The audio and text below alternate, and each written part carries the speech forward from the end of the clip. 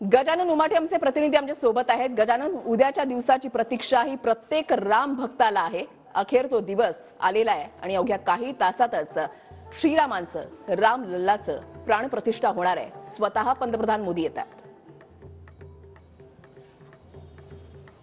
नक्कीच 500 वर्षाची प्रतीक्षा संपलेली आहे आणि पुढच्या 24 तासात अयोध्येतल्या या भव्य दिव्य अशा मंदिरामध्ये श्रीरामाची प्राणप्रतिष्ठापना होणार आहे।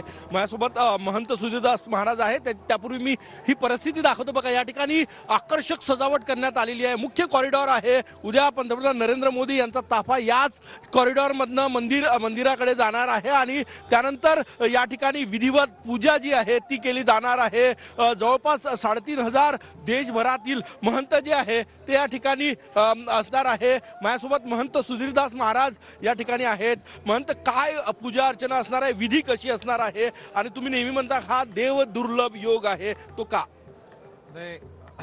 अतिशय सुंदर आज अयोध्या सजली आहे। आपण पाहतात की अहमदाबाद वर्ण साधारणतः 350 क्विंटल फुलं या ठिकाणी आलेत आणि अयोध्या मनुनिर्मित नगरी अत्यंत सुंदररित्या फुलांचं आकर्षक असं या ठिकाणी डेकोरेशन संपूर्ण मंदिराला केलंय।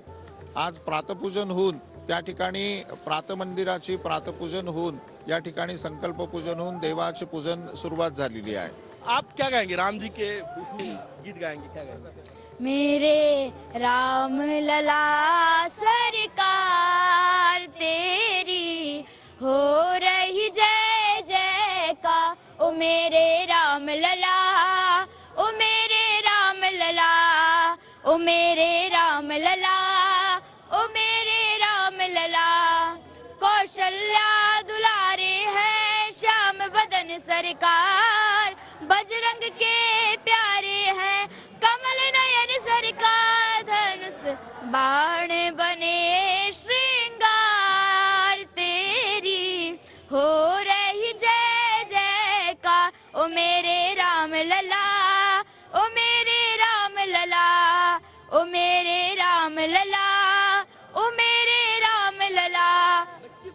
हा माहोल आहे इथला राममय झालेली आहे अयोध्या।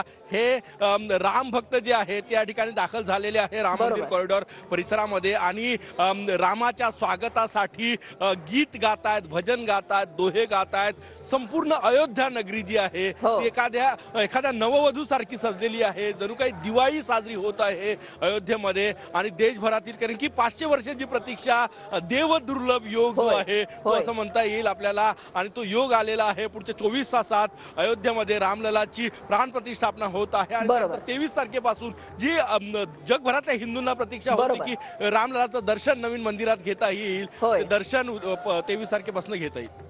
नक्कीच अयोध्येच्या कानाकोपऱ्यामध्ये राम नामाचा जप जो आहे तो ऐकायला मिळतो आणि हे वातावरण फक्त अयोध्येमध्येच नाहीये तर आज देशाच्या कानाकोपऱ्यामध्ये सुद्धा पाहायला मिळतंय। धन्यवाद गजानन, संपूर्ण आढावा घेण्यासाठी।